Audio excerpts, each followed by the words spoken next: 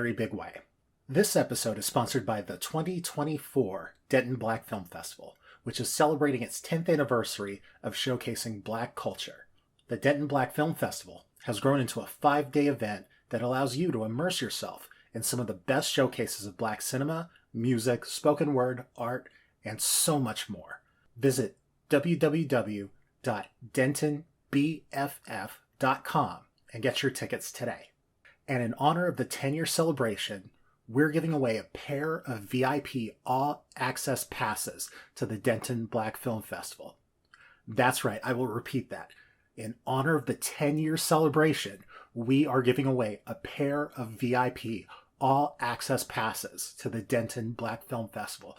And all you have to do is between now and Tuesday, January 23rd, 2024, at 11:59 p.m. CST, is to go to the pinned posts on the Avert Your Eyes podcast Facebook, Twitter, and Instagram pages and comment what movie from the Denton Black Film Festival you are looking forward to seeing the most. And that's it. You will get one entry into this giveaway. The easiest way to find our social media is through our website, avertyoureyespod.com. There you'll find everything you need to subscribe to the podcast, follow our social media, and you can even check out past episodes. Now, several years ago, I saw an ad or a post on social media that was about DBFF and that it was coming up. So I ended up getting a pass and I went to their opening night film, which the year that I went was I Am Not Your Negro. That was such a mind-blowing and moving experience. I ended up buying the DVD once it came out. I can't rave about that movie enough. I ended up coming back to the festival for the subsequent days and just taking it all in. I'm not quite sure exactly the moment when it dawned on me how special this festival is, but I came to that realization that this festival is a celebration of culture. For those that are curious, this is an inclusive festival, so all are welcome. If you do go, I hope that you're able to immerse yourself in as much as you can while you're out there. That being said, this episode was a roundtable discussion with several of the organizers and amazing volunteers of the Denton Black Film Festival. My guests are Linda Eaddy, the Director of Film Programming, Harry Eaddy, the Festival Director, Nick Nichelson, Music Director, Rhonda Bellamy Hodge, the Director of Social Justice Programming, and Beatrice McBride, Director of Photography. We discuss joy, as well as some of what you can look forward to during the 10th annual Denton Black Film Festival on episode 59 of the Avert Your Eyes podcast. Consider yourself warned. So thank you everybody, first of all, for coming. I'm Michael Gibson. This is my first roundtable, though, so I'm going to be pretty excited. Yeah. Ever for the podcast, so this will be a new experience for me. So those potato chips I was going to eat, I shouldn't eat them. Yeah, the food is like one thing. Other podcasts that I listen to, people eat, and they're just tearing these people up in the comments about them eating. People have that. It's more natural. It is, but then there's but some people have that what is that? That it's not a disorder, but it's like synesthesia. That's it. Ask me how I know. What is that? Where it's like you get hypersensitive to sounds. Okay. Linda Eaddy. I'm the Director of Film Programming and etc. Harry Eaddy, Festival Director. And I am Nick Nichelson, and I am the Music Director. I am Rhonda Bellamy Hodge, and I'm Director of Social Justice Programming. I'm Beatrice McBride. I'm the Director of Photography for the Film Festival. I got to interview Linda and Harry back in 2018 when it was the 4th year. And we're sitting now here at the 10th year, which the festival is in person the 24th through 28th of January, and then it extends virtually through the 24th of January to February 5th. What's in store for everybody? So we're going to have about 60 events over 5 days. and a lot of them will be run in parallel. And I'll let the individual stakeholders kind of share individually what's going on. Well, I'll share about film, because I always remind everybody film is the heart of what we do, since it is a film festival, but it is a cultural festival, so other elements of storytelling are part of the festival. But film, we have 85 films that we're screening, and you've got feature films, narrative and documentary. We've got shorts, we've got music videos, we've got original music videos, that is, and then we've got screen dance. We have films by college students, and all genres. I mean, we have everything. We've got a horror block of films. We've got just some really intense films, just a whole, even some comedy. So there's something that, everyone would like. I guess I'll speak on music, which has always been a great part of the festival.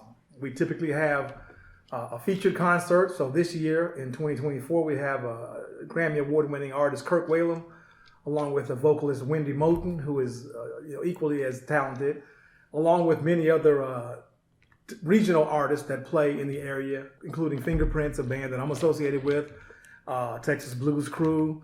We have poetry and spoken word that are always exciting and kind of sell out every year. So I don't know. And we also have a hip hop event, which is sort of a pre-festival event on the 20th of January. So the Saturday prior to, weather being nice and everything, we're hoping to get young people and anybody to come out and enjoy a highlighted concert of Dallas area hip hop artists. And one highlight of that one is the famous DJ Spinderella from Salt and Pepper. Her daughter is also a DJ named Christy Ray, and she'll be hosting that night. I didn't realize that was her daughter. Yeah, I didn't either, but now I do. And that event's at Andy's Bar, correct? Andy's Bar, exactly. Well, as the director of social justice programming, I always like, even though it's a film festival, I always like to look at the intersection of film with social justice issues. And this year I am focusing on voting rights, because as we all know that this is a huge year for voting. We say it every year, but I don't think anyone would argue that 2024 is going to be one of the most important years for voting in this country. So I've assembled a panel of 4, maybe 5 people that will discuss various aspects of voting rights, the historical nature of it, where we are presently, and most importantly, where do we go from here to ensure that all qualified citizens have free and unfettered access to the voting box. And as a director of photography, I get to capture all of their stories, and I like to try to make sure I capture the energy, the flavor, the sights, and the relationships, which is not that easy to do sometimes, because it's just an image, but you still want to capture the feeling of it. It's a real pleasure. It's a lot of work. But it's so much fun to go back and look at the images to see how it actually played out. Because one of the challenges is probably you're in so many venues that you're covering. Exactly. So it's not like being in one place. No, it's not. It's not. So I'm learning to be more selective and just, discriminating as far as what image to capture that actually captures the feel of the festival. Yeah, and also the theme this year is joy. And so we're going to really share joy, and we're doing a few other things that we believe will cause the audience to really see joy being emanated by high school, middle school kids. We're also going to have a comedy and spoken word, exactly. Yeah, I think we have some national artists coming on both of those events, both Friday and Saturday nights. Yeah, and the comedy in particular, Myra J., formerly with the Tom Joyner Morning Show, will be hosting the comedy. So we're really excited about that. And we're doing something a little different too, in that we are holding a gaming competition. And so for middle school students and high school students. And so we think we may have somewhere around 150 to 200 children, plus their parents and grandparents, and it's open to the public. So that'll be really good. And then they're providing prize money. And then the beginning, which is around 9 o'clock Saturday morning, they'll have presentations on the business of gaming to talk about how you can become a business development manager, marketing manager, VP of sales, etc. So it should be really, really phenomenal. I do want to highlight the opening film. Our opening film starts on Thursday, the 25th, and the film starts at 7:30 at Alamo Draft House, Denton. And we are highlighting a film that won Best Documentary at Sundance. And it's Going to Mars, the Nikki Giovanni project. And it's an amazing, really good movie. She's an amazing person anyway. So we're really excited to start the Festival of Films with that film. Is that being screened in Dallas as well? Yes, we are going to. This year we're doing something a little bit different because on Saturday the 27th we have 3 different screening blocks that we're doing in Dallas at the Alamo Cedars. So, Oh, wow. and Nikki Giovanni, that is one of the films. Is this the first time you've done that in Dallas? Yes, it's our first time screening, so we're getting our feet wet. Very exciting. Now, this is the 10th year for the festival. How has it grown? Well, certainly the number of events and locations. I think Physical anybody who volunteers or even works with the festival, is amazed at how well we still consider Denton a pretty small, close community, and to consider how many different things go on in the downtown campus theater area, along with other theaters and all the venues pretty much in Denton. We take over in January, so that's the biggest thing. When I first came the first year, I wasn't necessarily working with the festival. I just attended because I knew Harry and Linda, and it pretty much just went at the campus theater for a few hours until about 10 o'clock at night, and it rained and everybody was gone, and we thought it was great. So now that's probably like a blip on the radar compared to major concerts with artists and people coming from all over the country, and I guess even internationally. We've had people from Canada and Europe and other places too. So I think just the reach of it has been amazing to me to come. And most people say, "Where is Denton?" But it's a lot of events, I'd say, and a lot of big, very nice big events too. So Yeah, we will be in about 14 different venues. The majority of them will be downtown Denton. And it's walkable, so you'll be able to walk to most venues downtown in 10 minutes or less. And so it should be really exciting. We're going to have also a VIP lounge and filmmaker lounge within the same space, and we're excited about that. Now, even though it's grown, when I came on, I think it was fairly large. The first concert was Kirk Whalum. Okay. So you all had a footprint out there. But what I tell everyone is that it feels like home. That's what people enjoy most about it. Like at the reception we had, they asked me about what is the festival like? I said, well, it's like this. People just making relationships, talking, connecting, and energized, and very intelligent people. Very great conversations, a lot of fun too. But it just comes back to feeling like home. I call it like church. Yeah.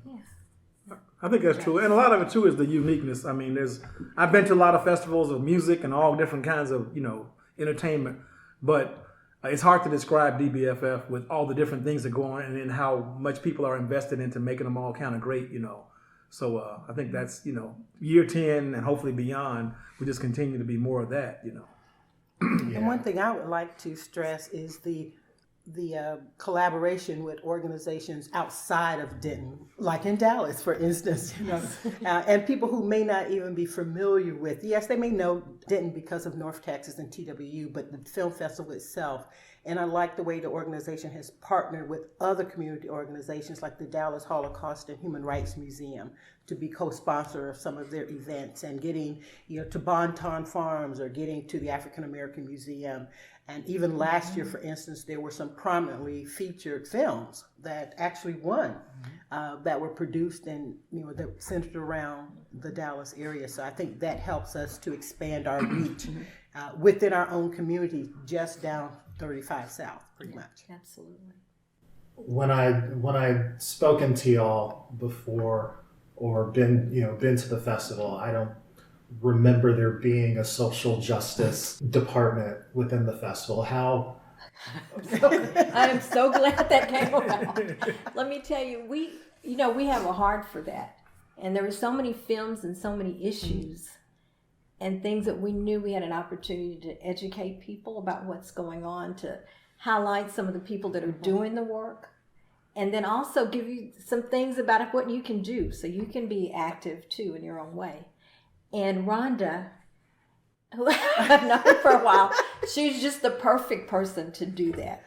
So when we came calling and she said yes, I don't know what was going through your mind, Yeah. Rhonda. I I was was- so excited. Well, I was excited too because even though I had heard about the film festival by way of my daughter, but I think she wanted to kind of keep it to herself because she's my daughter and I love her dearly. But when I came, just like you, I was blown away. I was like, Right. this is what's been going on? Oh my gosh. And because I definitely have a heart for human rights and social justice, I was in a master's degree program at SMU at the time. I was on a panel with several people talking about criminal justice, including the then chief of police here in Denton, who had just gone through the murder of a young black man at an apartment in downtown Denton. So I was like, oh my God, I want to be a part of this. Even though I am not traditionally a film person, because I said it requires you to sit in a dark room with strangers, which kind of makes me nervous. But I felt like there could be a vehicle after talking to Linda where I could combine my passion for human rights and social justice and film and music that explores those issues and help really to educate people on not just what's happening, but how we can all take an active role. We can be like what Martin Luther King said in his last book before he was assassinated. Where do we go from here, from community to chaos? And I want to stress the community. What can we do as a community to help our community? And this year, focusing on voting rights, that's my real hot button issue. But we've also done housing in the past. Last year we focused on farming, or what I like to call food apartheid, and the disparities that exist in communities with just simple access to healthy, fresh food options. So, and there are films that talk about that. So it gives me an opportunity to show the intersectionality between what we traditionally think of as human rights and social justice and film and other types of media resources. Which, especially since the pandemic, it's really blown up the issue and the focus on the need for food. Yes. Well, one of the big issues right at the pandemic was, for instance, you take school kids. Well, a lot of kids were getting food at school, right? Yeah. Oh. Well, school closed down. There's no way to get the food. And then I didn't think about this before, but you've got farmers who were supplying the food, dairies that were supplying the food. Then they showed all this food being destroyed because there was no mechanism in place to get the food from the farm to the school, and no one's at school. And so they started, and this was a part of my graduate program, they set up food distribution centers for fresh fruits and vegetables. See, generally speaking, for food pantries, it's generally processed food, things that are non-perishable. But the government and community organizations were able to collaborate to not throw that food away, to not let fresh milk go literally down the drain. And the end result being that families, that children were still being able to have access to healthy and fresh fruits and vegetables. And I took part in a lot of that distribution because I had been awarded a fellowship. I was going to set up a food pantry at Paul Quinn College. Well, the kids weren't there anymore, so I had to pivot and do something different. So I found myself on the front lines of literally loading in fresh fruits and vegetables, milk, cheese, into the back, the trunks and side doors of minivans for people in South Dallas, West Dallas, East Dallas. So I saw it from a whole different perspective on what it means to not have access, because a pandemic, a word that I quite frankly had never even thought about before. December of 2019, actually. Never thought about that. Who? What? Yep. So, Well, I'm going to plug a film that we're showing this year too on Inspiration Sunday, Farming While Black. Because we know there's a lot of issues with farming and certain things that haven't been fair historically to black farmers. We've lost a lot of our farms. So we have a film that we're going to be talking about that. And well, the film afterwards, we've got the producer of the film is going to be there. Okay. And we've got a little bit longer Q&A than usual, about a 30-minute one. But Corey Portier will be there again, who does a lot of work around here in terms of agriculture and things. But he'll be there with a couple of other people, and so it should be a good conversation after the film. Yeah, and also, speaking of healthcare and nutrition, that film Impossible. Yes. I'm really looking forward to that one because it's all about quality nutrition also and teaching on healthcare. And this is an excellent film as far as it's a documentary. Well, no, it's not. Oh, See, it's not? that's Okay. what's really interesting about Impossible. Because usually when you do a story like this, it's a documentary. But no, they have chosen to do it as a narrative film. And it's based on, it's a husband and wife team that the wife's, she's a director, and then the husband, I think they both maybe did some writing, and then he's actor in the film too. But he's sharing his struggle, his journey, what he's been going through. With diabetes and just health issues and stuff. And so the film, it's personal in that sense too, but it's really good. It's got Sherry Shepherd is in it. Yes. And Joe Marie Payton, if you remember, Family Matters. Oh, yes. And then the other gentleman that's here. Greg Daniel is here. He was on True Blood and a couple other things.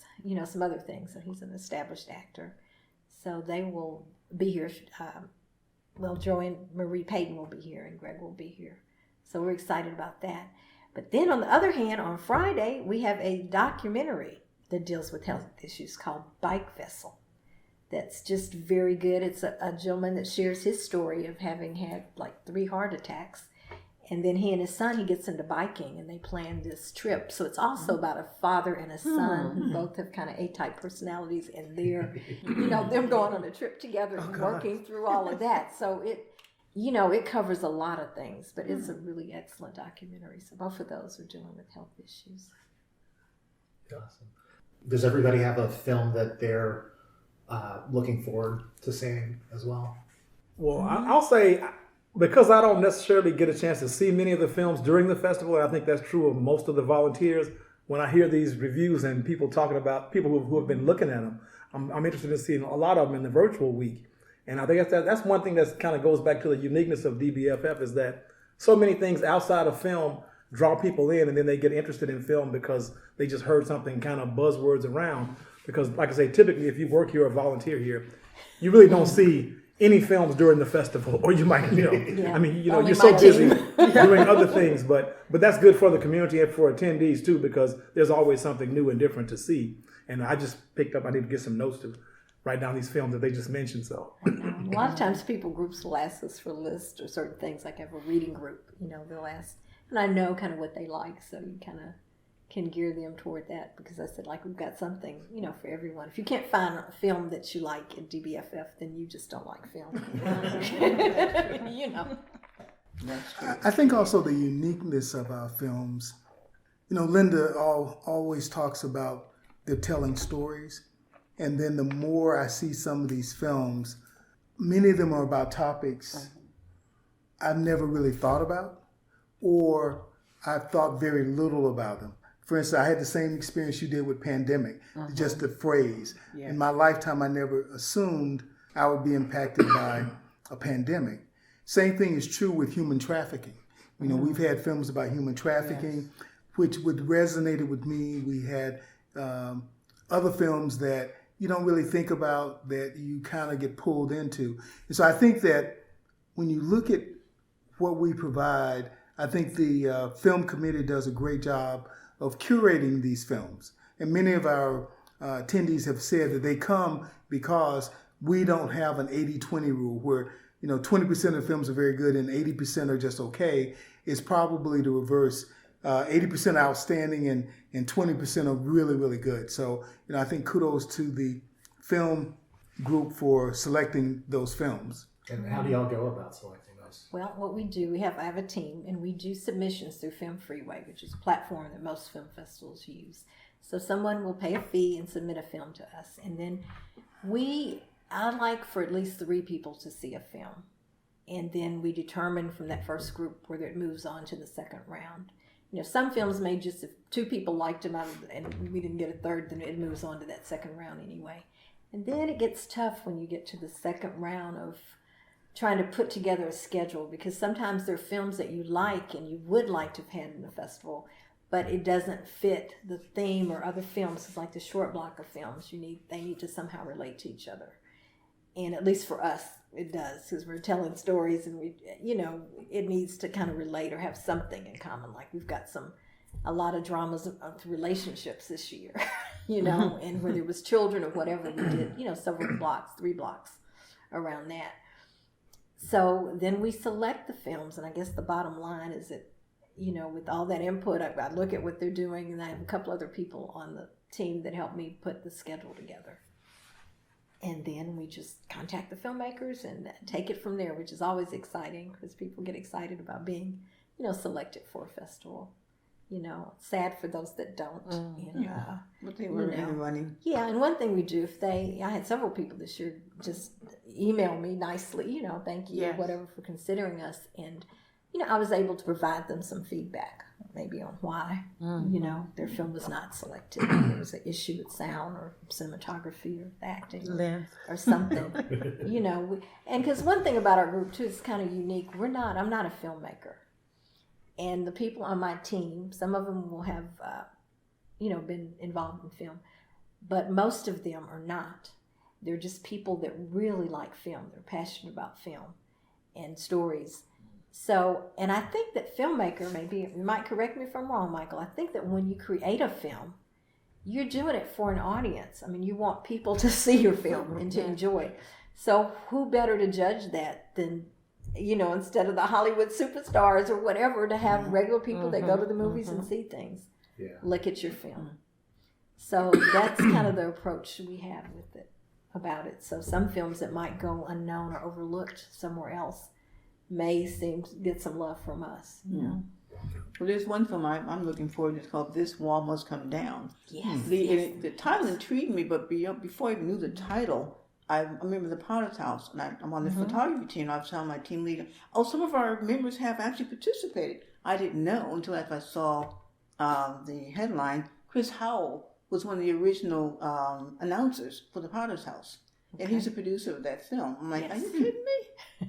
So it comes full circle. So, I've blasted it all over my, social media, my contacts at the church. And I'm really looking forward to a really interesting storyline as well. Yeah, it is interesting. That last block, we're labeling it Being Inspired. It's got several short stories in it. We're actually ending it with a film about a local woman that's a singer and just an amazing person, Cassandra Berry. So we'll be screening that last. And the fun thing about it is the filmmaker has not let her mother's in the film, has not let them see it. So when they see it, they will be seeing it with the audience for the first time. Which one is that? Amazing. So that's going to be exciting. That's the very last block that we're doing right before that block ends at 5, and we'll be running over to the Kirk Whalum concert after that. It's The Takeaway. The Takeaway. Speaking of music, we often kind of let this slip by, but during the pandemic, I hate to say that word, but we actually did not have in person. And we started our original music video sort of competition, but sort of submissions. And so we still do that, and we certainly look forward to musicians and artists submitting their music, original music, for prizes and for recognition during the festival also. So that just kind of came about because we said, well, what can we do if we can't have live music? And that started. So hopefully this year, and it's just continued to grow, but hopefully it'll even into the future be a bigger part of what we do with a lot of artists that are in this area that have music and really don't know, outlets that are available to get them recognition. And another category we have that's kind of different is screen dance. Well, most people don't know what screen dance is, but it's really the marriage of dance and film. It's not just taking your camera and just recording a dance performance. It has to have cinematic, elements to it, and the creativity is just really interesting. And there are actually screen dance festivals too that exist. It was a new thing for me, but we've been doing it for this is our third year maybe that we're doing screen dance. So that's always interesting. And then, instead of just doing a block of music video and a block of screen dance, I like mix it up. Because for a while, even with the college student films, I used to just put all of them in one block. And sometimes it wasn't necessarily well attended, and some of it's some really good material. So our blocks, we mix it up. So you might be in a block of short films, and might see a screen dance and original music video, and then you'll get some, short films as well. So we just kind of mix it up, but try to do something that makes sense that you would, play those together. I'm looking forward to the opening film, the one with Nikki Giovanni, because I knew about her, obviously, who doesn't? But last year I saw, it was probably on PBS, a film about her or a story about her, and I didn't know she was from West Virginia. Did y'all know that? She was from West Virginia. And I had no idea where I thought she was from, but did not know she was from West Virginia. And I think it was a part of Baratunde Thurston's series with PBS, I think, where he has traveled around the country interviewing various people. And to see her being interviewed as a West Virginian, a regular person, she's literally cooking in her kitchen, may even be ham hocks or something, but it's just a regular person doing a regular thing, and talking about having grown these greens or whatever from her garden and cooking them, and now knowing her as a poet, as a writer, Nikki Giovanni, and now to see a different side, an opportunity to see a different side from this film that's coming up, because I love tying different aspects of a person's life together to get a fuller view of who they are, not to just look at them from a myopic view and make a decision. I just like to see the interconnectedness of all of us as humans, because I think most of us are multifaceted, but we don't always get a chance to explore that. Yeah, and that film also highlights the intergenerational aspect of our festival, because I was talking to a woman and I said, well, we have poetry slam. So, the young people really enjoy this. And we also have a film by Nikki Giovanni, or about Nikki Giovanni. She lit up. She said, oh my goodness, I grew up reading Nikki Giovanni. She said, give me another flyer. She's very excited about that. And that kind of, for me, it connected. Oh, that's right, they are intergenerational. Yeah, oh, absolutely. I think the thing for me about the films that we're going to have this year, but also the films in the past, is the threads that you see. For instance, Nikki Giovanni was also in the film Mr. Soul, where in that film she was 25 years old. Wow.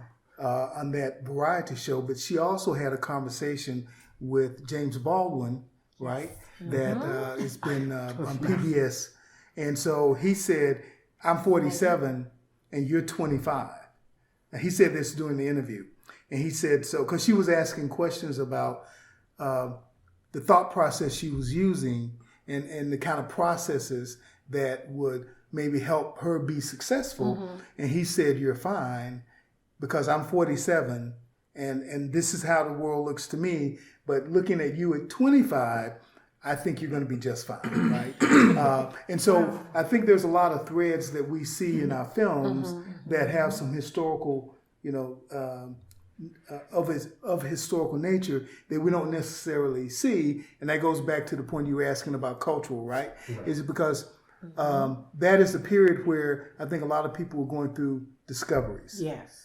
Right? And trying to figure out, well, what does this thing mean that I'm free now to go anywhere, even in certain parts of the South, without certain barriers, right?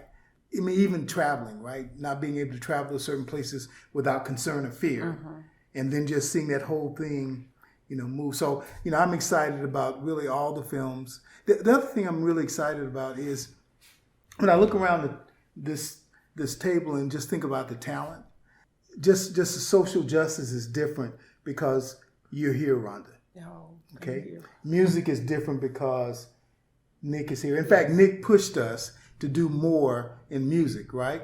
And photography is something that was kind of I wouldn't even call it second, or it wasn't even third of mine. It was probably like 5 or 6. And then Beatrice came around and said, you guys really need to value, the visual aspect of your festival. And so we, so the photography side has really grown. And then, of course, Linda's put a system together for film to help us curate those films. So, I just get excited just seeing all the work that the individuals have done, to make the festival. The connectedness, too, because Beatrice and social justice kind of connect too, because of different projects or things that she does on her own. She has a heart for that too, and it all ends up kind of interconnecting. And she's always bringing interesting things to us and people setting up different things like that conversation you set up for us with Opal Lee. Yes. The bookstore.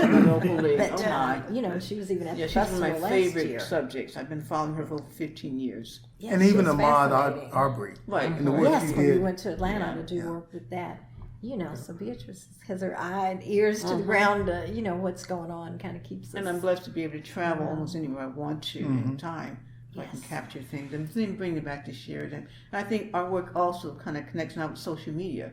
I don't know how big you were at social media maybe in 2018, but now everything we do has an aspect on social media. Sound, music, social media, the visuals. Yep. And I'll get some funny looks at this table because this has always been my little. So this festival was sort of founded like 10 years ago by people of a certain age, and I always kind of push towards, because I'm a musician myself, I always push towards like we got to get younger people involved and excited to not just hear about the good old days when we were. So I think we've kind of come full circle to where like a lot of people just know Nikki Giovanni because like she's like just an iconic name and phrase, but they never really gone and read her poetry. Younger people, let's say people under 50 or under 40.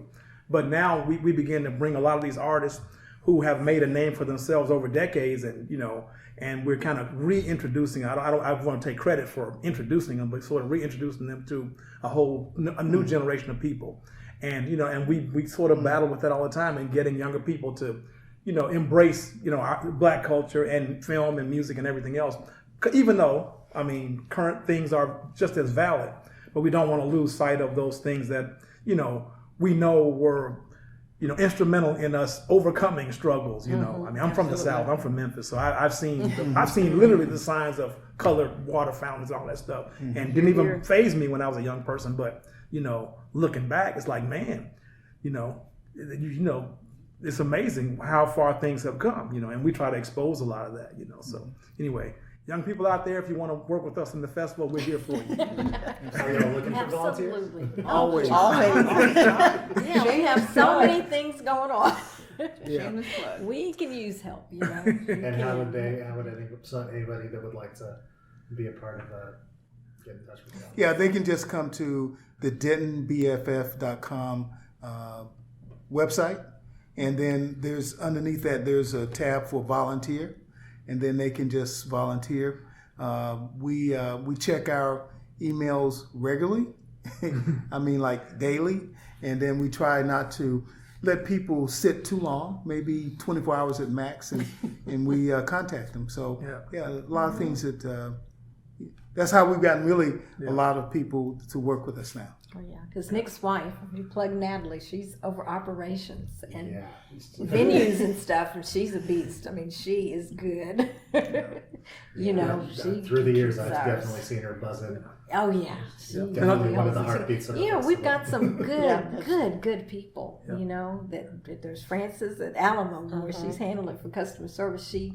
Guest services. She sets a tone there, so when people come in, they feel welcome and seen and everything. But she has her crew that she works with and everything. So we've got, you can't do this without. And I challenge people to also, most of us came into the festival from simply attending a small part of it. So even if you're out there and you just come to one block of films for whatever that small fee might be, you're going to see activity and things around. It's going to make you want to go and think, well, I want to check this out now. Go check out a different thing, whether it's music or poetry or whatever else. And most people do come through us either through, a close referral, or they actually attended and say, yeah, I came last year and just saw the thing. Now I want to volunteer.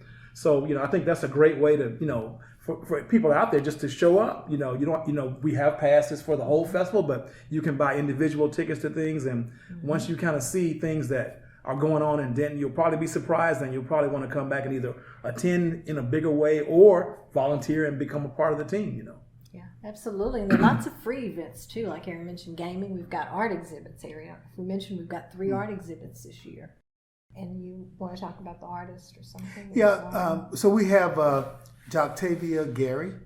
She is a very well-known artist, media art. So we're making a little transition. Instead of visual art this year, all of the exhibits will be media art, right? Since we're a film festival, our curator, Vicki Meek, has talked about that transition. So the artists we have this year will be so inclined. And we also have Lauren Kelly, who is a professor at Prairie View University, and she's also going to be a resident media artist for us. The other thing I would say to follow on what Nick is saying about creatives, so we have, I think, 12 or 14 workshops and panels, and we're only charging for one of them, and that is for acting. It's a nominal fee. It's a very small fee. But what's exciting to me is that we'll be able to offer a lot of these workshops for creatives. And there is one that I would like to highlight that was really the inspiration of Vicki Meek, who was the first time really volunteering with us. She's been a resident artist, but she's volunteering and doing the curating for the media arts. But we're going to have a panel with Black critics in music, film, and visual art to talk about how critics view art, the creative form, right? And I think that's important for them to understand how Black critics view it versus other critics viewing their work, right? So we're going to have, we hope, a very good discussion on Saturday morning at 10 a.m. at the Patterson-Appleton Arts Center. That should be a great conversation for any creative to understand how critics tend to look at work, particularly for Black creatives. And I think that's something that is really not discussed a lot, so we're excited about that. Yeah. And as we go, it seems like, man, every year we learn more things that are needed in entertainment and film and music that, we kind of assume it's easy to do and people go out and do it. But once we start trying to go down that process, we realize, man, this is really necessary for filmmakers to know how to make a film from a small budget to get to the end of the process. It sounds like hey, you just go and do it, but there's people that really need guidance, and we deal with it all the time. I know I do when people ask me about submitting film, and I'm not even on the film team, but I always have to tell them, hey man, well, there's this site called Film Freeway. Go look at the site, go look at the DBFF website, and just, size it up as to where you need to be. And they a lot of people look at you like, they just want to hand you a DVD and say, hey man, can you put this in the festival? Whereas, the protocols that we all have to learn how to work with to make it fair and right and make the festival better, they're there. It comes in music. Hey man, my cousin's a DJ. Can you just give him some money to DJ? And it's you want to say yes to everybody, but you have to vet things in order for your festival to be outstanding. And I'm sure it's the same way in photography. Everybody with a phone can take good pictures, but they don't always know what the pictures that they should be taking are. That can be painful. But hey, I've been there. So many times people have been whip out their phone to do stuff, which can be fine in certain circumstances. Right. But it's but we need higher quality for exactly. You have to think about the end result, what you're trying to achieve. So certain things, phone can be good, but. Right. We've even had a couple of films in the festival that have been done on a phone, but that it can be done. Oh yeah, because it can be done. There's some amazing things, but you have to. You got to put in the work. Know what you're doing. You got to put in the work to do it. But that's been an amazing thing that phones have actually proliferated access for people because such high quality cameras on these things that are in your pocket to go around and do stuff and people I watch a lot of videos on TikTok and Instagram that are proof of that concept. It's good for young people. It gives you an opportunity to people that may not have had a chance to create something. It gives you an opportunity to do that and practice. When you say to as a filmmaker, I know people don't like hearing no about their film when they submit it or whatever, but the best thing is to practice. Keep doing, learning and keep growing, and if that's what you want to do. Yeah, for me over the last probably 3 years, when the pandemic hit us and we went virtual, one of the things I kept wondering about, and Nick and I have talked about this a lot as well as my wife, is how do you describe DBFF? That experience. And it's for me sometimes really kind of daunting, right, to figure out what it is. And so, about 4 months ago, 5 months ago, I was thinking about how to describe it, but also I told someone that we will have 60 events, and they said, no, you won't. Yeah. I said, no, we have 60 events, and so I counted them. That's why I knew, right? And so she said, no, you can't have 60 events in 5 days. I said, we do, because a lot of things run in parallel. And so she was really amazed, and she said, but I thought you would have like one event a day. And so because she didn't really, I guess to Nick's point, she really didn't understand the scope, right? And so I think that's one of the more surprising things when people come. They sometimes get a little angry because they say, well, wait a minute, you're making me have to choose. And we say, absolutely. And said, but I don't want to choose. I want to go to this, I want to go to that. And so we say, no, but you have to. And I think also the next point about the virtual component, that's really kind of saved us in some ways because people are able to see other films. But I just want people to kind of wrap their minds around, you have access to 60 events in a 5-day period of time. And I don't know very many other festivals that do that, right, from a cultural standpoint, right? You may have all music and you may have quite a few, musical events, but when you look at the scope of what we do with film, with spoken word, with comedy, all of these different art and all of that, it is challenging for me sometimes to just, explain to someone what that is, particularly from an experience standpoint. You can go to an event, but how does something become an experience versus just an event? You just go to a concert, you go see a film, and then you go home. But how do you create some meaning to that and make it an experience? That word is important to us, and one we've kind of held on to as we're planning and thinking about what we're doing. We're thinking about the audience and how you would experience that. And I think, just from the exception of the festival, part of it, because we were not industry people, we looked at it a little differently and from an audience perspective and thinking about the things we do. I didn't worry about how do other festivals pick their films or do certain things. This is what is going to work for us, what we think people really want. And, when you do it from that perspective, then you really do try to think about the experience. How would you feel if you came to this? What is this that you want people to see? I think the experience is part of the fact that you embrace the culture, and it grows organically. And that's why I always come back to it's like home. It's like church, because it's the culture that you've embraced, the best of it. But I think that's what people can really relate to the most. And there's also that opportunity to stretch out the experience. If obviously we can't be in two places at one time, but if you've got a group of people that can spread the opportunities, if you go to different events, different films, and then the opportunity to come back and discuss and share what each person, so you can extend the experience way beyond the time of the in-person and even the virtual festival.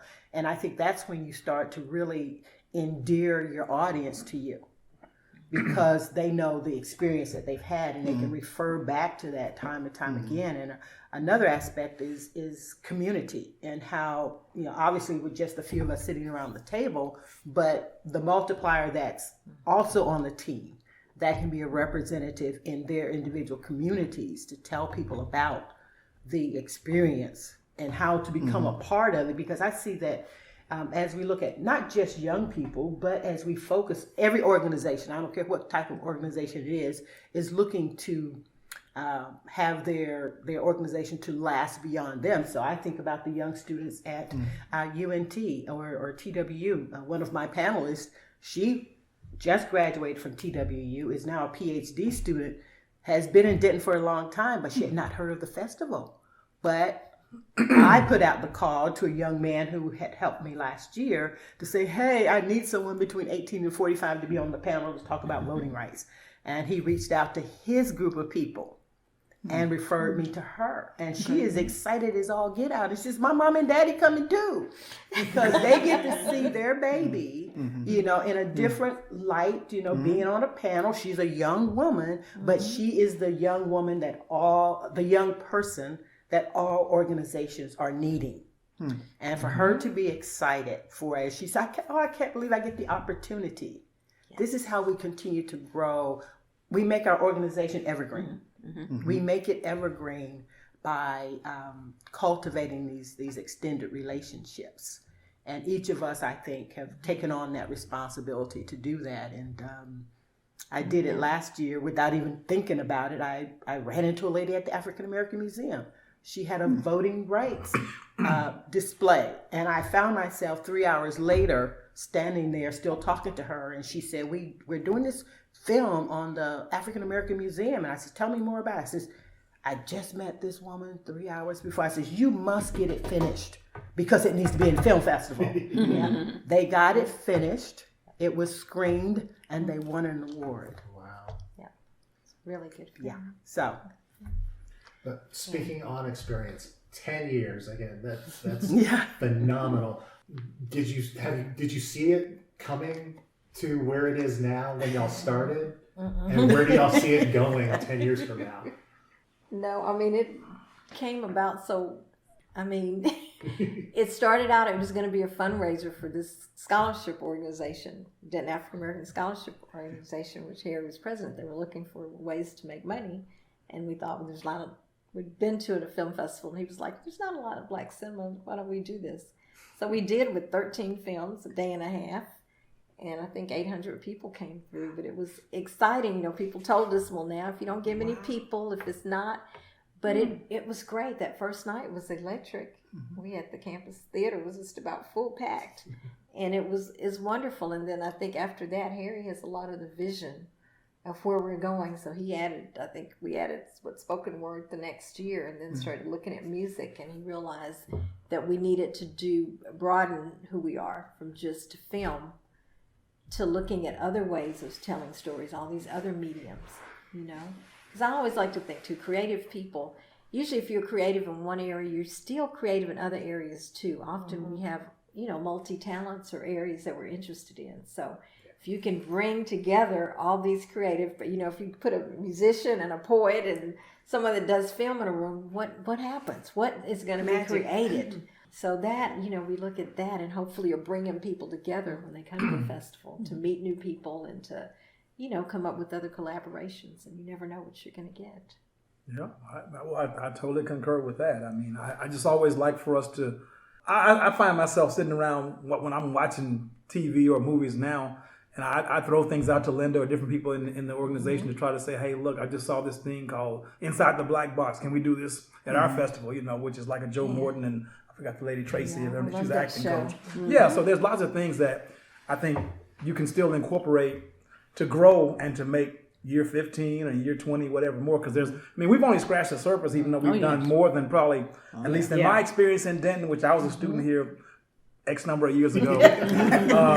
Me too. A few years longer than you, but I bet I have y'all all beat. Right. Well, yeah, exactly. But even in my time in Denton, off and on for the last X number of years, I kind of look back and I always kind of pinch myself. I say, man, it seems strange, but this has never been done in Denton or in this area that I know of. And I can witness at least from 1983 until present. And then when I just look at how much more we can do, I'm just like, man, if we just get the energy and the good fortune to go forward, there's really a lot of things. From more people involved with their independent film projects to more bands to more, you name it, they all have a place here.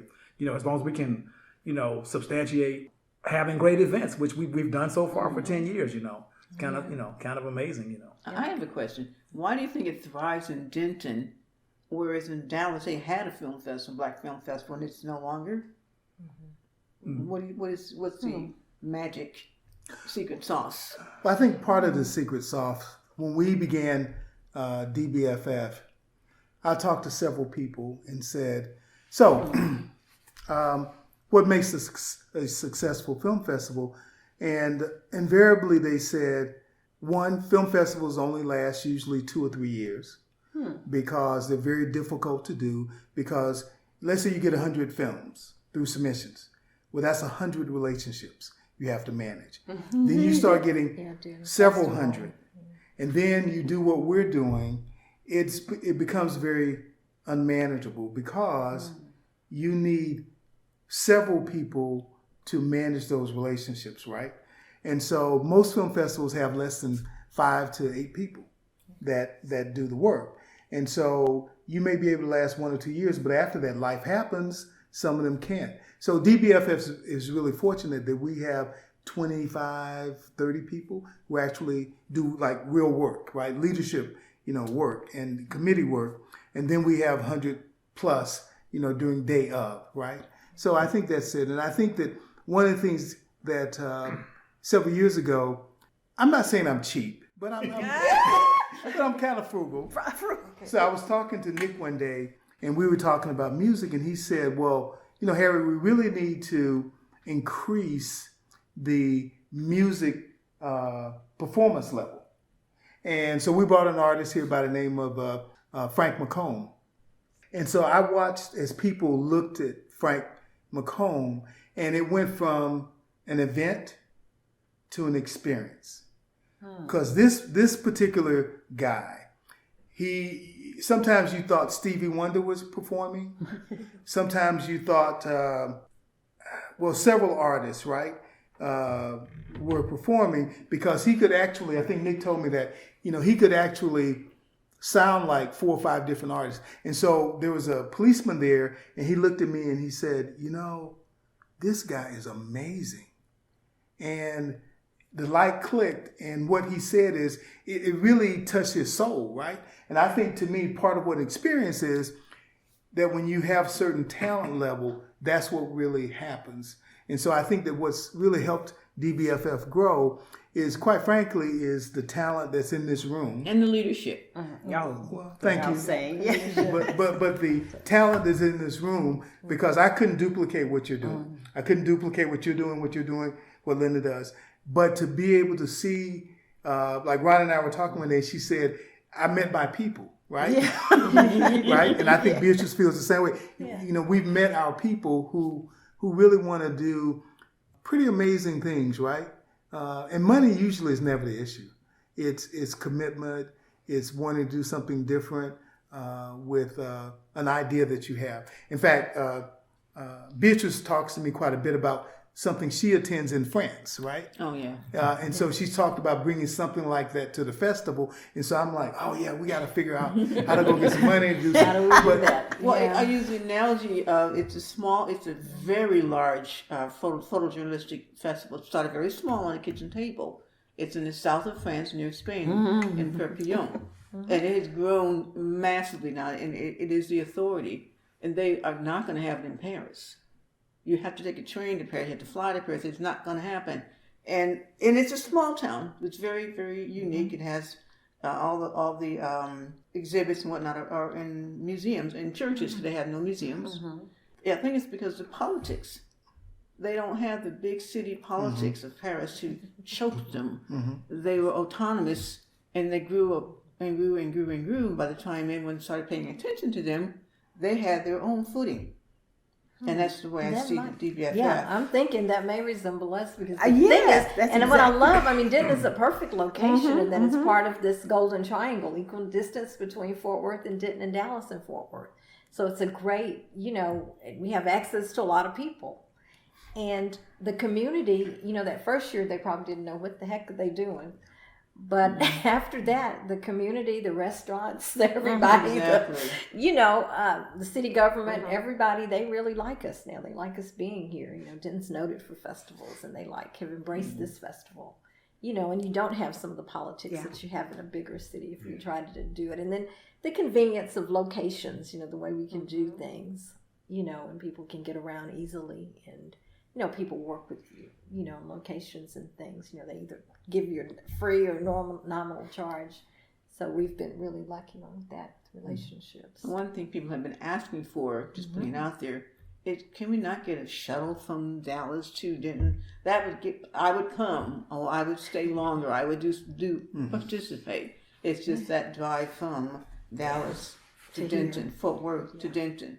They said, if you had a shuttle, pick me up in the morning, and then let me enjoy it and bring me back. Oh yeah, especially at night. Especially at night. Yeah, because the thing is, we have a relationship with DCTA. We just met with them, so they're doing some things with terms of free rides and things with people too. But they just don't go past the county. Some, yeah. Well, County. because then you can, there's some things with that, but there's a little bit of something there Yeah. that will help in terms of what they do. But yeah, I understand. You might have to think about that. Yeah, I think that's a good idea that we can explore how to do that. Because one of the things we're talking about is how do we make this a North Texas experience? You know, it's not, it's located in Denton, but let's make it a North Texas experience. Similar to someone was talking to me about Sundance, and they compared us to a Sundance. They said because Sundance is in Park Cities. Right. Well, which one of us would just go to Park Cities, right?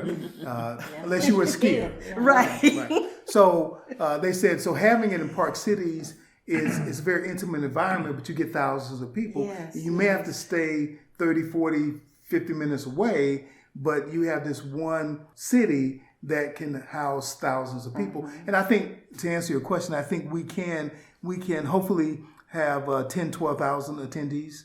Now, you know, we're looking pretty good. We hopefully can get up to 15 or 20,000 later, but it still will require, you know, some more work on our part. But a lot of people still don't know about DBFF. And so, you know, we spend a lot of our time trying to figure out how do we get the word out. You know. And we use a lot of for everything from billboards to, you know, we get interviews. We do a lot of different things to try to get the word out. But, you know, there's still people that don't know. We even stalk people, don't we? We're in the grocery store, we see somebody. Have you ever heard of the Denton Black Film Festival? That's my line. Or we wear our paraphernalia. Yes. But it has a strong footing. And I think the social media aspect of it is really growing, I think, because it has so many legs, places we couldn't possibly get to outside of social media. Yeah, And absolutely. I think, too, our marketing manager, Alexis, has done a great job this year. Some of the things that she's putting out there and the way she's doing it. And, you know, so we're on Facebook for us oldsters, and then Instagram, of course, and other things, TikTok and all that stuff. And I'll be doing Soul Talk starting with the second quarter, which is an extended interview type program based on, you know, my love of human rights and social justice, but other aspects. For instance, there's a young lady out of New York who brews beer. And who knew that there was a Black Brewers Day? But there is. So I found her on Instagram on a comment I had made on something totally not connected. But she was inspired to make beer based on her mother's cake recipes. How unique is that? That's So, amazing. You know, girl, and we've shown a film on Yes. And so before a couple of years ago. But that's, I know, and so that'll be a great conversation. A great conversation with her on that, and bring in the legacy of her mother's cakes. So I love legacy and social justice, how she's built this business in an environment that's usually very male dominated, especially the craft brewery type businesses. And so she's excited to have that conversation with us, and she can push it out to her followers too. So the collaboration, even though you don't think it's connected, but you can help make the connections in different aspects of life. So, which is interesting because I actually picked up making mead. Beer's seems a little bit more intimidating and stuff, and a lot more equipment. But mead and winemaking seem to be simple enough that you can set it sort of kind of forget it, and carry on. So I'll definitely be checking that out. A question for you, though, Michael. Yeah. So, what do you think? I mean, you're hearing us talk about what we see as a potential future, as a person who's in film and media. I mean, what do you think? I mean, I'm kind of biased because I grew up in Fort Worth. For those that don't know, I'm originally from Jamaica, but we came to the States. My dad came to the States, as a teenager. But I've been to Texas since I was about a year and a half and grew up in Fort Worth. And I attended, college at UNT. Aside from, where my family was in Jamaica and New York, Denton is like a second home to me outside of all that. And so, just every opportunity that I could after I graduated, if there was any excuse for me to try to sneak back up here. So I haven't been to a homecoming or a football game yet for UNT. I know I'm going to try to remedy that. The new stadium, I know. I'll definitely try to remedy that here soon. But, I just love coming up here and it's just been magical just seeing what this festival has done through the years, and and I've got to see all different sides of it, from just being a spectator to with my day job being a sponsor, and then also as a filmmaker myself. Yes, because you had a film in the festival, a short film that was wonderful. It won a prize, in fact, but it was really good.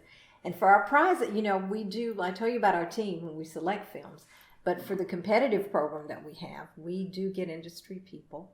We use film critics, other filmmakers, actors, just different people will judge the films. In fact, Michael, you've been on part of our group before. Yes. They will judge the films, and that's how we get our competitive, winners. There's no home cooking. So if you win an award, you deserved it. It wasn't because Linda likes you. Although Linda does like you. Yeah, even though I might like you, but it's more important than for the judges, the competitive judges that are doing it, that they like you, like your work. I do want to ask sort of like one last question before you, like, what has been for everybody the most memorable thing through the years that you've experienced through the festival? Okay, I'm going to say, and it harks back to what you said. When we did the screening of I Am Not Your Negro, we had 2 screenings of it, about 15 minutes apart. But what got me was when I looked at the audience and I saw the diversity there. Was just beautiful, because it looked like our country. There were just all these different people, ages, races, sizes, everything was there. And when I saw that and how we come together, this is something that can bring people together. And, that just really still sticks with me. Yeah. Well, that too, but there's some funny stories behind the scenes that I always laugh about. So that film I remember because we screened it at the local mall, and there was somebody who was doing some speaking. So I ended up bringing a microphone and a speaker and stuff and running it down to the front of the theater. Like, you would think this thing was really well oiled and produced, but I was literally, trucking something through the mall to this little room, and then we had 2 theaters, and we were trying to figure out how do we start the film here. And I can't remember who. Oh, well, because one thing too, with it, we wanted to add an experience. We knew we couldn't get the director there. Of course, James Baldwin is no longer with us. So the universities here, we draw on them a lot. So there was a professor that we had come and talk a little bit about James Baldwin. Yeah. And then we had a student that did a performance, did a short thing from one of his plays. And stuff to start it off. And then the mayor was there too, so of course the mayor wanted to say something and everything, and we had to do that in both but that was memorable, both theaters, because we ended up we started with one theater, but it was selling out, and we thought we could do 2 theaters. It was like duct tape and crazy glue, making it all come together. That can happen. But to the dark theater, it looked like it was great. It was pretty funny just looking there like, man, we got this film, and that film was brand new, and then no release. It had not shown in Texas. Yeah, it had a limited release in New York and California so that it would qualify for the Oscars. Yeah. But no Dallas International Film, none of these other big film festivals, Oak Cliff, that have been here longer than we have, had that film. And they were like, it was a big deal. Well, sometimes you just asked, and you have to. Because we really worked on it, because even getting, the right theater, getting what they needed.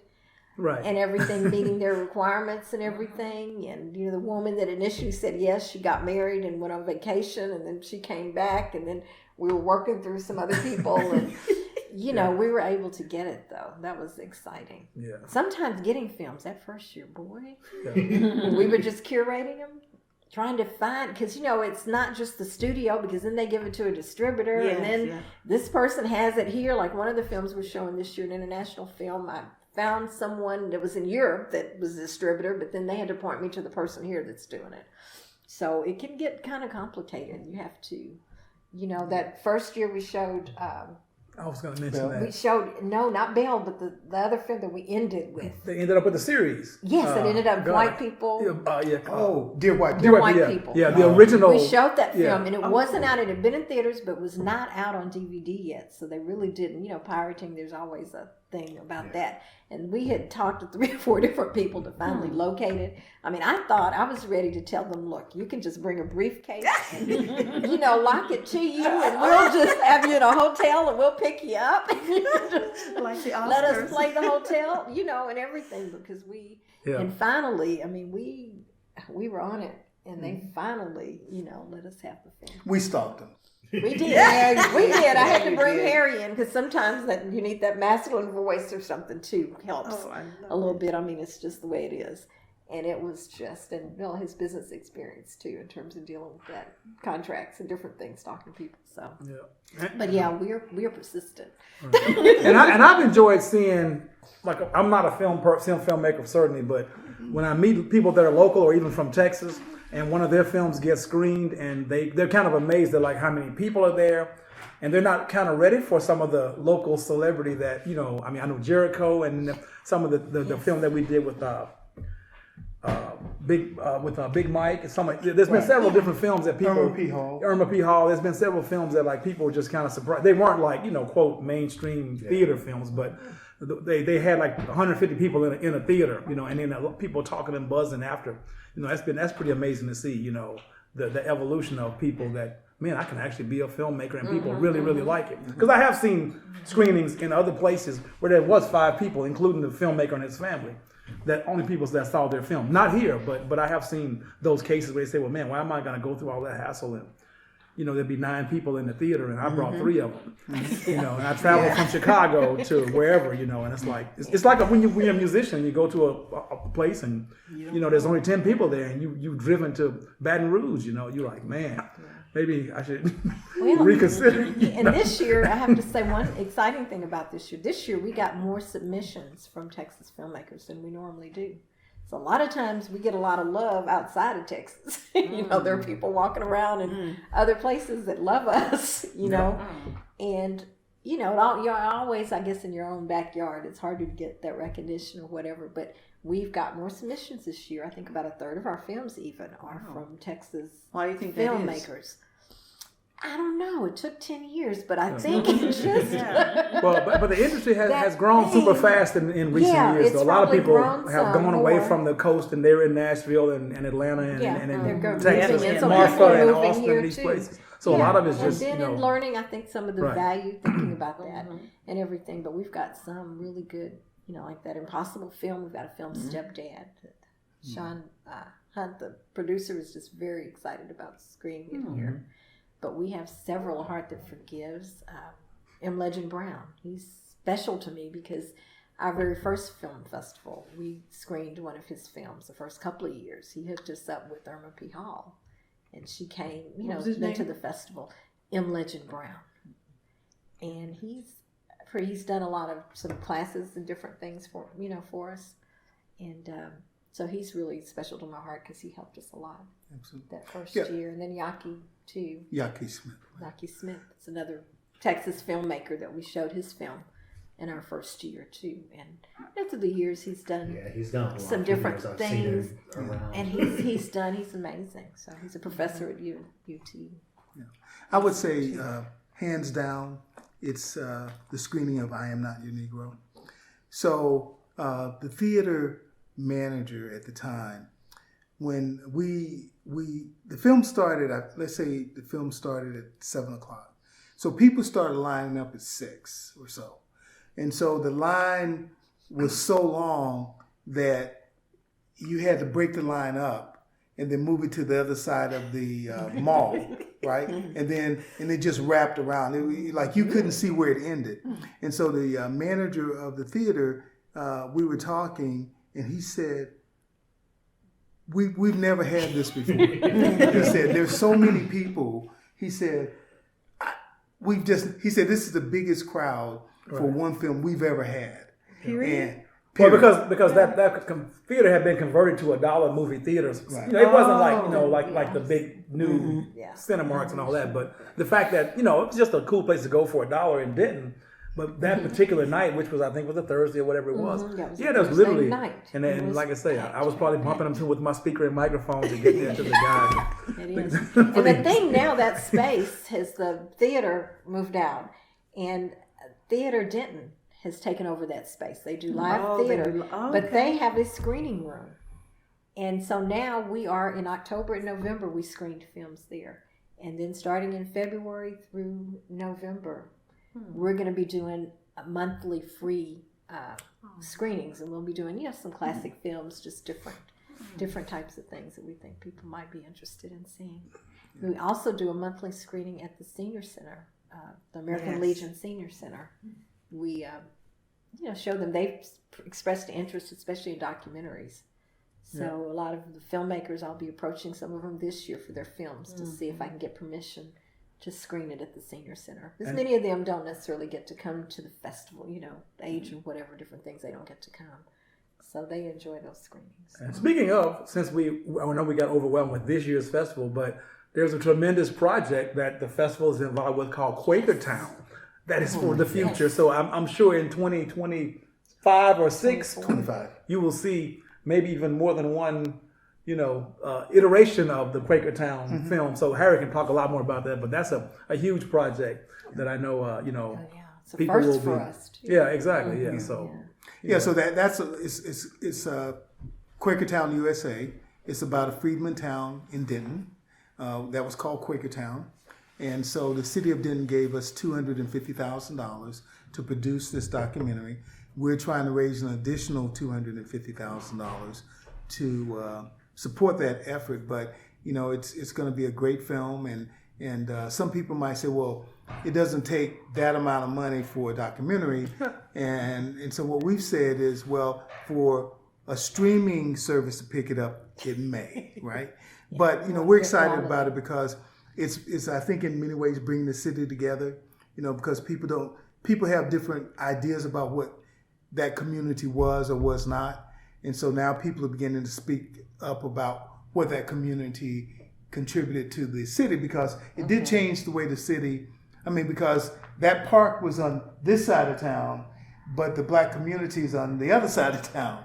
And so there's traditionally in smaller communities, the white community lives on one side, the black community lives on the other. Well, prior to the movement, the black and white communities were on the same side, and then they moved them over. So I think that's a tremendous project.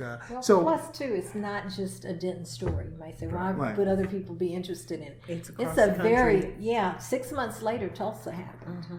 This is a time where things were happening all over this country, and that's why Quakertown, USA, because it's not just about Denton and what happened here.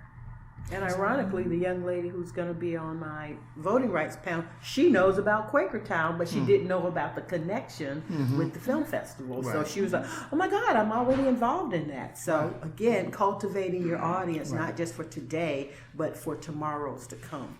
Yeah, and I think there's an important element too, that our tagline is entertain, educate, and inspire. But we felt like if all we did was entertain people, we'd have limited value. So what we want to do is educate people, which we do through social justice and documentaries and storytelling, but also we want to inspire them to go make a difference. And so that's something that I believe when you come to the festival, you'll see. Quick story, friend of mine, I begged him for probably 5 years to come to the festival, and he came last year. I didn't know that, but he came last year. He called me 2 weeks later after the festival and told me he came. And he was just raving about the festival. He said, I can't believe it took me that long to come. He said, and he saw 3 films. He said, but I'm going to come and spend the weekend this time, because he said, I'd never experienced anything like this before. And so that's really what you want to hear. But it was really, he said, it was really about the fact that he got to meet filmmakers. He got to talk to them. He heard the Q&As, and he said, and then he could share, he said, some of his ideas, and he even asked questions. He said, it was amazing. He said, so I want to see the spoken word, I want to see the comedy. He said, but I just did not know. Even though you told me year after year, but he drove up from Dallas to see it. Yeah, and I don't know, it's so organic too. I was just thinking, I saw Nick over there looking at some of the books and things, because getting into this, I started learning more about the history of cinema, black cinema. And this is a quick side story. When we were showing at our very first festival, we were showing Bell. But I really wanted something about the history of cinema. So I was on YouTube and I found this. It was produced by Turner Classic. It was like an 8-minute video about the history of black cinema. And I looked to see who produced it. It was called Blue Moon Productions or something in Allen, Texas. Oh, wow. I called, and Waleed Gahaldi was so gracious. I mean, we started a relationship. He came to let us, screen that film. He came there. He has really collected a lot of Black cinema. Mm-hmm. He has some other films and things that he's done, and he's actually what we call our historian, because when it comes to the early days of cinema and everything, in fact, I think he has the first commercial that a Black person was in. It was putting diapers or something. Mm-hmm. I mean, it's like 1898. He's amazing, and part of those Tyler films and things that were found. He used to work at SMU as well, but it's been fascinating knowing him. He's had a film about Spencer Williams, one of the early pioneers in Black cinema, and so we've done, and he's done showed some of his films before. We've had little events, and people could come and be kind of educated about a little bit with the history.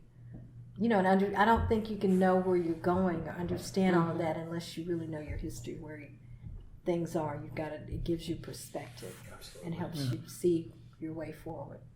Yeah. As a part of what I'm doing on for the voting rights panel, part of the educational aspect is to give everyone a pocket copy of the U.S. Constitution, because we hear so much about our rights and the Constitution and what's in there, what's not in there. Well, the attendees will have an opportunity to carry one away with them so that they'll know. But they'll also have the opportunity, if they're not already registered to vote, they can get registered to vote, because I believe wherever 2 or more people are gathered together in his name, they should have the opportunity to get registered to vote. Absolutely. So the Which League is of what I Women's was going to ask, because I was like, you're talking about the social justice aspect of it. I was like, it seems like there's the gap if it's not there. So I'm glad to hear that you're saying. And then they'll have a little takeaway button. I love buttons. I call it my art wear. I don't wear it very much because, first of all, it's very heavy. I took it on civil rights pilgrimages with me when I was in the program at SMU, and I just wanted something from every stop, every museum, and I couldn't afford to buy like books everywhere. So I started getting these little buttons, and I just started lining them up on my blue jean jacket.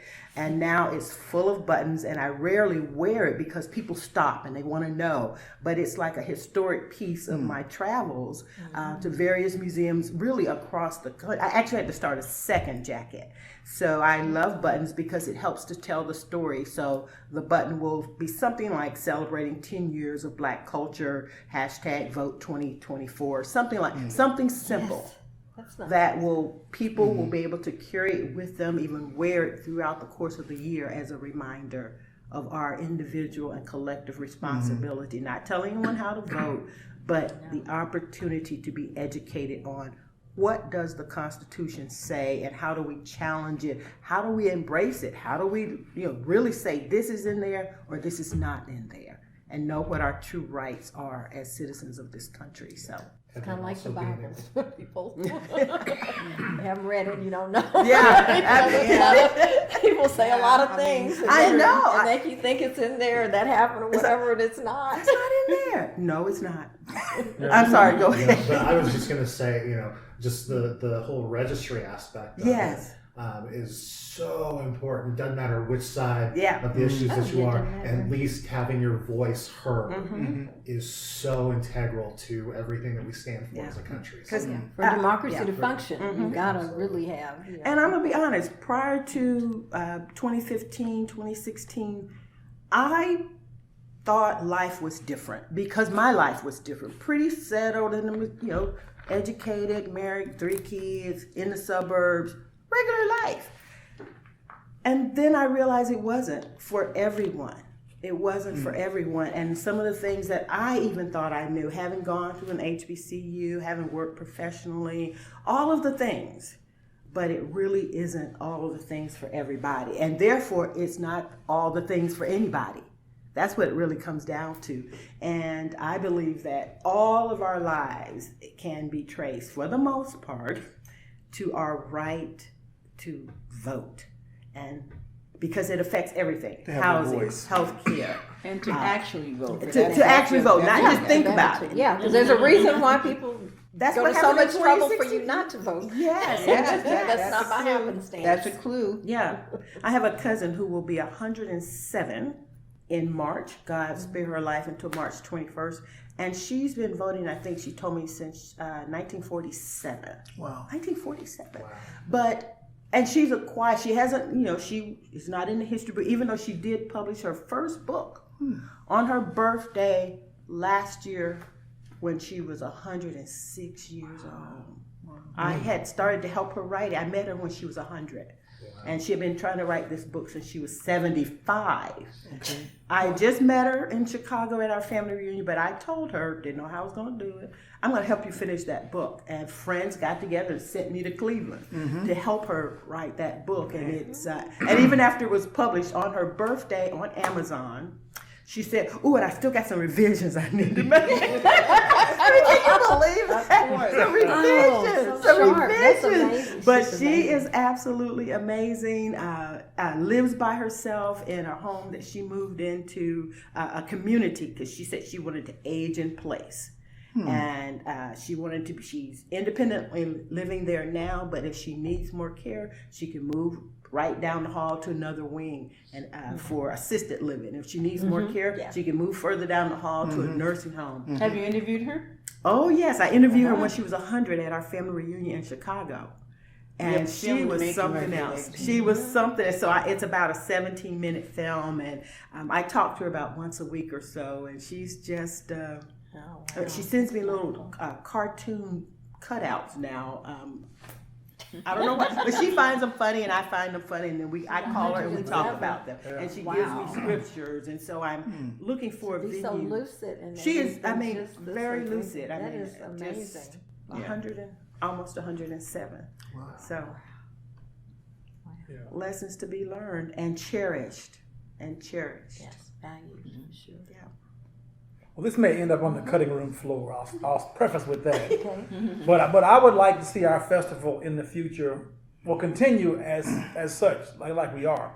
But I really do think, there's a void in creative people, especially established artists, that oftentimes when you go to them for inclusion or whatever and what you're doing, everything is about money, everything is about prestige. And I'm not saying that about every artist, but I just mean oftentimes when you're not as known as the Sundance or the Cannes or whatever film festivals, that people, they in a certain way, they dismiss you.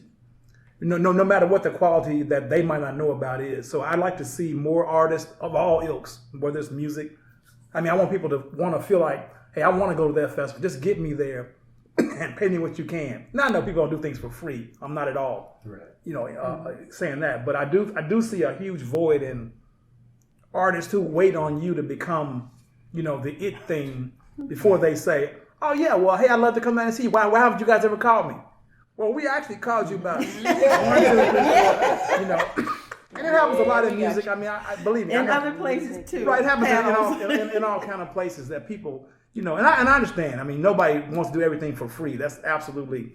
I'll start with that. But I do think there's not a lot of outlets like BBFF for people to go and make the connection and necessarily, spread their knowledge and receive knowledge. In a place like this. At least not that I've in my travels or in my festival goings or whatever. If they're out there, we'd like to learn more about them. But I know. A lot of what I've seen over the last 10 years has been a lot of, politicking and people kind of, circumventing what the essence is. We want quality people to be here to spread joy and knowledge and et cetera to our audience and get that same thing back. So, I'd like to see us have that initiative to and it just takes a breakthrough, but it's happening already. Yeah, I was going to say it is happening. It's happening, but you always want it to happen faster and sooner. Well, I think when you're in the middle of it, you don't see it as well as when someone's on the outside and see you looking into it. Like my friend Eli Reed, renowned photographer, videographer, and he's anxious. When are they going to open up submissions? I have this film I want to submit. I'm like, really? He was really excited about it. He didn't have the rights to the music, so he couldn't do it.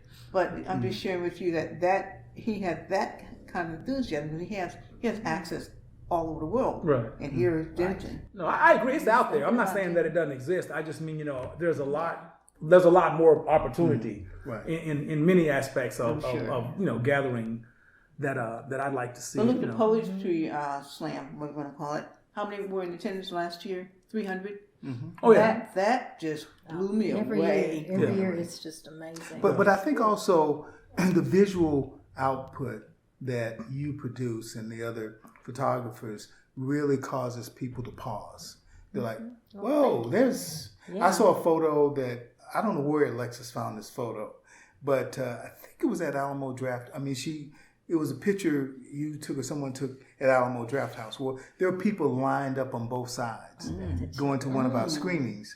And I was like, I thought in the beginning it was, what do you call those things? Stock. It was a stock photo, but it's not a stock photo. It's one of our screenings, right? And I said, wonder what screening that was, but it just made me think, before I saw it, before I recognized it, I thought, man, I'd like to go. That's us. I know, because thing is too, it's gotten so big, we don't get to see a lot of the festival. Right. And you probably didn't make it over to Alamo until Sunday anyway. I don't know if you were there Friday or Saturday, so it's just kind of beyond. But one thing I want to say that I have a love for live theater. I just really do. And my dream one day is to kind of introduce that into the festival. I'm thinking about how we do it. I mean, there are different ways, different thoughts, but I really, and NCTC does have a black box theater. Yeah. So, well, it's almost in with the comedy and spoken word is very close. Just a slight transition. But there's, because theater, a lot of times there are plays that are made into movies or, different things. Well, I got cousins now. And there are one acts. Theater, and even more with dance too. I'd like to see more dance. But and then too books. Like this year, we do have someone coming that's going to talk about, I think, books. Three people that are coming talking about on a panel about books to movies. How do you from being an author? Three authors. Because people call us quite a bit. I get calls from people about, they want, I've got a book and what I do with it or whatever. So that's going to be good. But I'd like us one year to have some authors there, people to have that, to talk about that. And another plan for Soul Talk, based on the fact of the authors that I met at the African American Museum last year, they do last year was the 18th year. I just found out about it year before last, the 17th year. They do a Black Authors Festival I can't pronounce the name, but they do it every August. So where? It's here? At the African American Museum in Dallas. Oh, I didn't find out about it until not last year, 2022. Yeah, I didn't know that either. And I've been in Dallas I don't live in Dallas, I live in the suburbs. But again, having people out in the community, making those connections. And I just went on a whim because Dr. Robinson said, you need to come to the festival. So I did. But I'm going to be doing a soul talk with local Black authors in various genres, whether it's romance, because they had people, I think they had about 55 Black authors there. They filled up both floors of the African American Museum with their books. They had workshops. The woman who used to be the president of Spelman, I think it's Spelman. Oh, wow. I think it was Spelman. Is it Jonetta Cole? Yeah, she was at Bellamy, and then then she went to Bennett. Exactly. Yeah. So she was their keynote speaker and was there with her book. And someone literally bought me her book because they knew me from the festival. And it was like, I don't need another book. No, we're going to buy this book for you. Here it is, sign it. So the connections that you can make and build a community in ways that you don't even think about. So that's on tap for a Soul Talk program, too, to have authors. That's good, because, you can do so many things with Soul Talk. We've talked to Chef. In fact, she's been doing really well. Tiffany Deary. Oh, yes. She's been doing very well. I know. We have a Soul Talk with her before she blew up. Yes, we did a Soul Talk with her. I spent a lot of money at her restaurant on September 30th with my girlfriends for our birthday. And then the Soul Talk, we had the photographer Chester Higgins. Chester Higgins. Oh, yeah. Yeah. You helped us do that. That was really amazing. And yours Dean Parker, when we did the screening for Watch Tags. I love that. Yeah, that was awesome. Just love That it. film but is amazing. there's so many different experience, just things we've done. I remember, I think about some classic, not doing the festival, but we did a couple of classic films. You don't think about young people not seeing certain things, like we did Do the Right Thing and we did Purple Rain. And on that a big was screen. and on a big screen, because they can have access to it. Right. One young lady was there and she said, she was there for Do the Right Thing. She loved that movie, but she'd never been able to see it on a big screen. Wow. And And she was I just blown went to away. school with Spike Lee. Did you? He's the executive producer on one of our short films. Oh, really? I was shocked to see. This I was year. like, what? Did you Yeah, see that? I did see Yeah. Which film is that? I think it's called Set. I think that's the one. Set. I've got to do a deep dive. Mm-hmm. I think, no, wait a minute, it's Love Taps. That's right. It's Love Taps. Yes, I think you're right. Yeah, it's Love Taps. As I Yes. said, it's Love Taps. It's going to be playing Friday night. That's kind of a nod to the LGBTQ community, that particular block. It's a feature film called Outed, and then Love Taps is the short film. So we try to have something. Which it was kind of smart that he tagged it at the end instead of not on the top, because I think that would have been a bit more distracting. Yeah. Not that when you're judging or anything that you're Yeah, that's Influence, right. So you but- were one way or another, okay. but I So was you were like- judging but his I was film. watching. I was like, okay, and I'm making notes throughout, as I'm watching, and then I saw, produce, by, and I'm like, Executive producer. executive producer. I was like, okay, go ahead. So you paused it and went back a little bit. Yeah, I was like, did I just see what I thought I saw? I know, right? No, and it's like you don't know how much involvement he had. You don't True. know the deal. True, but But still. it's exciting. But it's still to see his money. name. Yeah, of course. I gave you I'll some just see money. his Produce your name. film. No, executive producer. Let me ask y'all some lightning round questions. How do y'all define happiness? Well, what I'd like to do is contrast that with joy. Can I do that? Of course. However, Okay. however you want to take these questions. Okay. Happiness is something happens and I feel good about it. It makes me feel, good for that moment. But joy is a choice. So if something gives me joy, I'm choosing. So even when things aren't that good or things aren't what I'd like them to be, I can still choose joy. They're not going to make me happy, but I can still choose to be joyful. So I like joy a little better than happiness. It's nice to have happiness. It feels good and everything, but it's not long lasting. It's more fleeting. Same. Yeah, what she said. Happiness is contentment. It's family. To me, it's just that solid base. You feel right. You're comfortable with everything that's going on. Not everything. Shouldn't say that. But you have a base of operation. It's your family, your church home, and you feel safe. To me, that's happiness. I'm going to concur because many years ago, a lady who was on a Christian radio station at the time, Johanna Fisher, and I hold these thoughts in my head. And she was asked a very similar question, and she said, happiness depends on happenings, Yes, happy. but you cultivate joy. Now, at the time, I knew what cultivate meant, but now I even embrace it more because I am an urban farmer and I cultivate the land, I cultivate the seeds, I cultivate and I see joy on my face, but now for my future, for my grandsons' faces. When they literally can go out in the yard, I've tried to teach them now, don't be eating random leaves, but the joy on their faces when they get to go to Dee Dee's garden and they know where food is literally coming from. And I like to extend that to all aspects of my life because life is tough for a lot of us, for me, but I cultivate joy.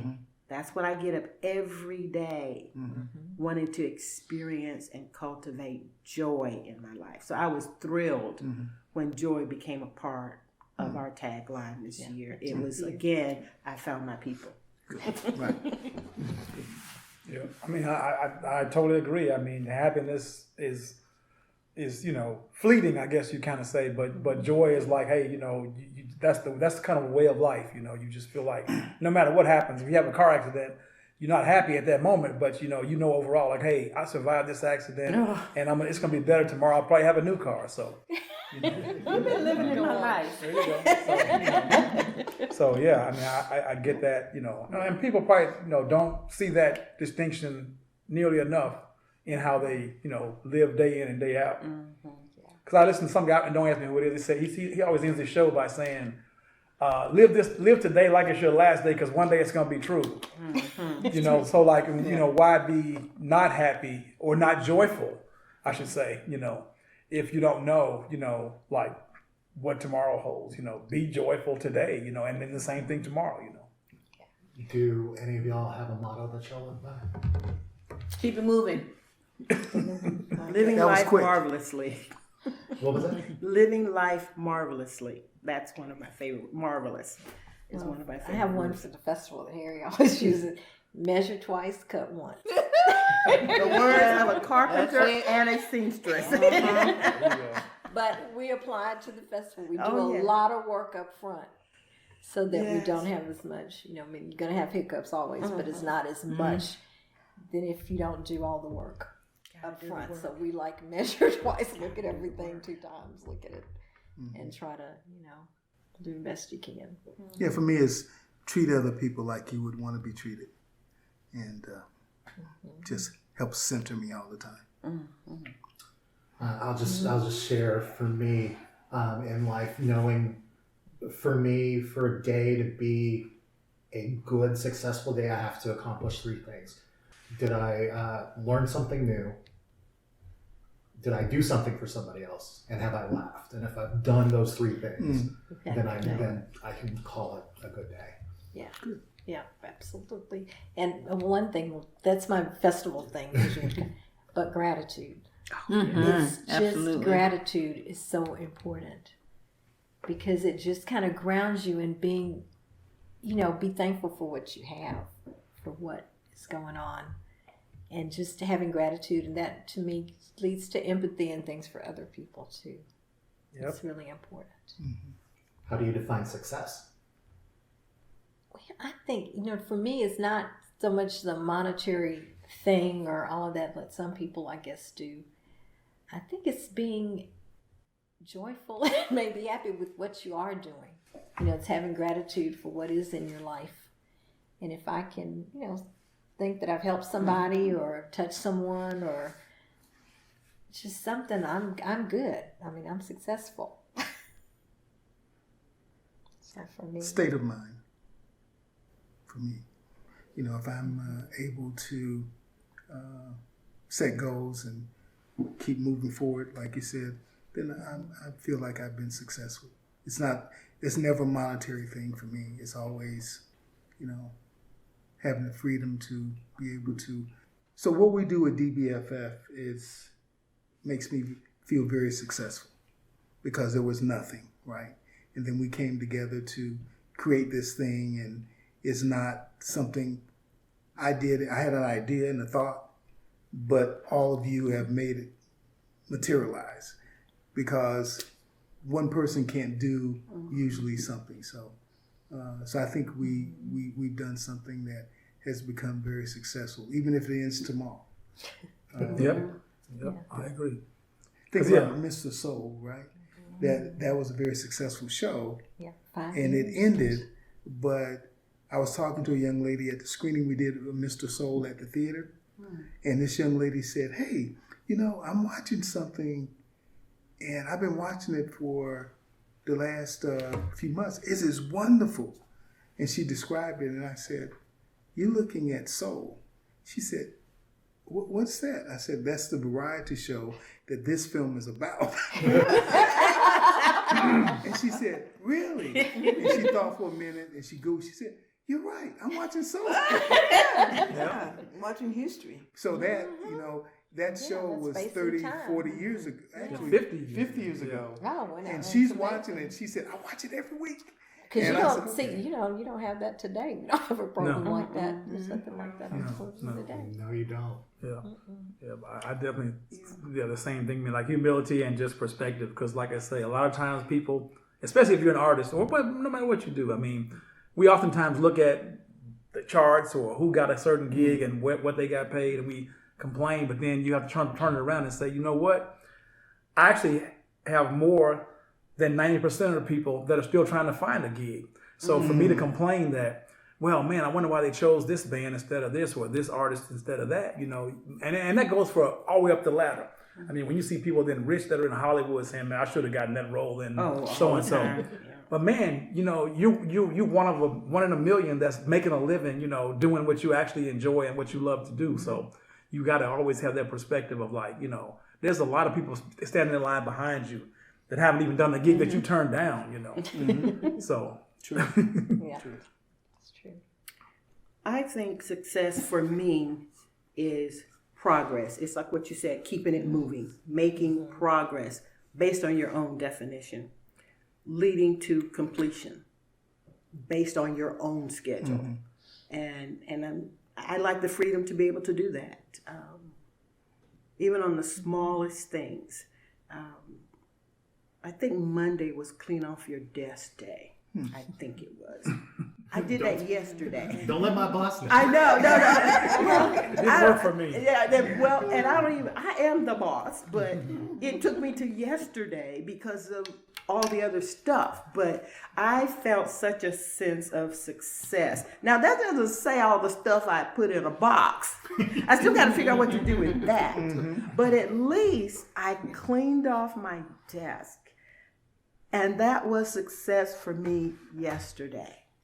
Making it up here today was a success because I didn't want to promise even my own self that I could do it because I wasn't able to come last weekend because I wasn't feeling well and I didn't want, and I know I always tell people, stay your butt at home if you're not feeling well. So that's what I did. I took my own advice. But you live a ways away too. I What do. kind of drive? How I long do. does it take? It's to about drive here? 45 minutes, 50 minutes or so. Yeah. But Non-traffic. non-traffic, and Exactly. because I've Good weather. I've been accident prone these last. Oh, I've don't had say a it, tough don't say it. time. I've had Yes, she has. You know, had a tough time.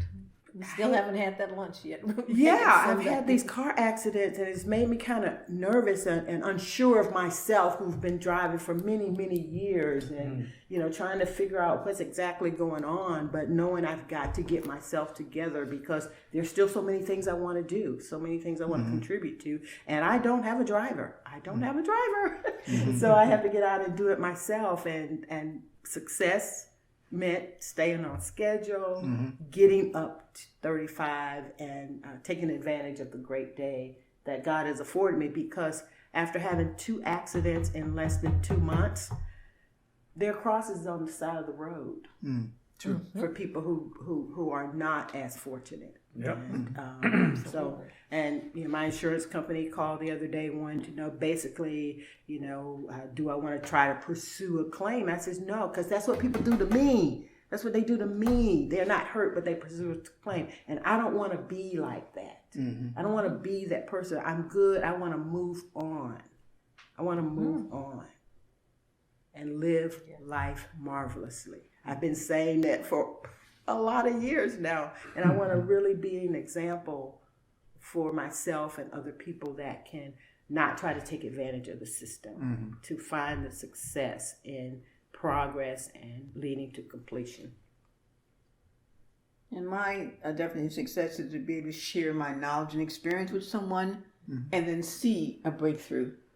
See that it actually happened for them. They were struggling with something and said, oh, I can do that? Yeah. Yeah, yes you can. I like to tell them, don't let someone else's no become yours. And as the advocates have taught me, no is the start of a conversation. So I try to remember that when I feel like there's a pressure. I say, nope, let it go. That's the beginning of your conversation to get through that. To me, that's success. That's the podcast. Thank you again to Linda, Harry, Nick, Rhonda, and Beatrice for sitting down with me. Keep up with the Avert Your Eyes podcast, or check out past episodes by visiting our website, avertyoureyespod.com. There, you'll find everything you need to subscribe to the podcast, or follow us on Facebook, Instagram, and Twitter. And do not forget about the special giveaway. Thank you again for listening, and I hope you have a great day. And good luck.